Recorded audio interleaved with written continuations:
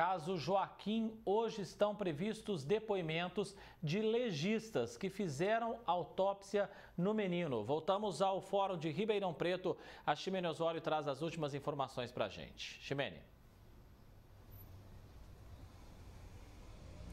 André, os depoimentos desta quinta-feira já chegaram ao fim, viu? A sessão durou cerca de 2 horas, mais ou menos. Neste quarto dia de julgamento, 7 pessoas foram ouvidas aqui no Fórum de Ribeirão Preto.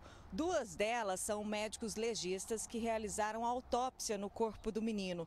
O Dr. Gustavo da Silveira Orsi falou rapidamente com a imprensa na chegada aqui ao prédio da Justiça e destacou o que pretende explicar o trabalho da perícia ao júri. O assistente de acusação, doutor Alexandre Durante, que também é advogado do pai de Joaquim, o Arthur Paes, também diz que espera que os peritos aí confirmem as provas colhidas no início das investigações. Nós vamos acompanhar esses relatos. Hoje vai ser determinado os legistas que fizeram os primeiros laudos, que determinou que o Joaquim não morreu afogado. Depois o que foi feito o exame de DNA do menino para configurar que realmente era o Joaquim, embora estava com as vestes que foi vestida nele na noite do desaparecimento, né? E os outros laudos mais importantes, né? Os peritos vão ser ouvidos amanhã. Então hoje, inicialmente, são os que deram os laudos iniciais, os laudos de Barretos e os laudos do exame de DNA. Então eles vão vir para confirmar aquilo que eles já atestaram em laudos no próprio processo.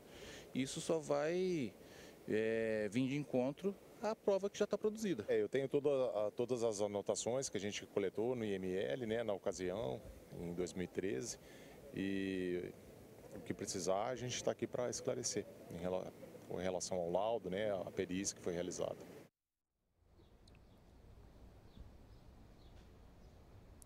Bom, também na chegada ao fórum, o Dr. Wesley Felipe Martins, assistente da defesa de Natália Ponte, destacou a expectativa pelo depoimento da professora de Joaquim. E também o advogado de Guilherme Longo, Antônio Carlos, disse que a expectativa da defesa nesta quinta-feira é questionar os peritos sobre a possibilidade de identificação de insulina no organismo dessa criança quando ele foi encontrado. Nós também vamos acompanhar esses relatos. Olha, nós vamos explorar a questão de insulina, a possibilidade de identificação de insulina no momento que a criança foi encontrada, se foi preservado o material necessário a fazer esse exame, se esse exame seria possível, bem como outros detalhes técnicos, por exemplo, um lençol encharcado de urina que foi encontrado no quarto do menino Joaquim, que não foi apreendido pela perícia. Então nós vamos indagar se a perícia técnica, se fosse feita esta perícia, poderia encontrar vestígios de alta dose de insulina. Nós vamos traçar toda a história de Guilherme Longo, desde o seu nascimento, né, com a sua adoção, até o momento da sua fase adulta. E mostrar realmente qual é a personalidade de Guilherme Longo, para que o jurado possa analisar e formar a sua convicção, de acordo com contrariando tudo aquilo que o Ministério Público diz, que ele tem personalidade deturbada e é absolutamente descontrolado. O comportamento agressivo do Guilherme, pelo que foi passado pelas testemunhas, foi anterior ao relacionamento. Teve alguns episódios durante o relacionamento, mas foram episódios esporádicos. Teve um caso de um capotamento do carro, mas nada especificamente contra o Joaquim. Isso todas as testemunhas foram enfáticas em falar. As testemunhas hoje elas interessam mais a defesa do Guilherme, né? Porque ele está insistindo na tese de absolvição, ainda parece, por conta da insulina não ser detectada no exame de corpo de delito. Para nós, o interessante vai ser o depoimento de uma professora do Joaquim, para demonstrar que a Natália era uma boa mãe, e alinhar com os depoimentos de ontem, que comprovaram que que o Guilherme sempre tratou o Joaquim bem e que Natália não poderia imaginar uma monstruosidade que fosse feita com a criança.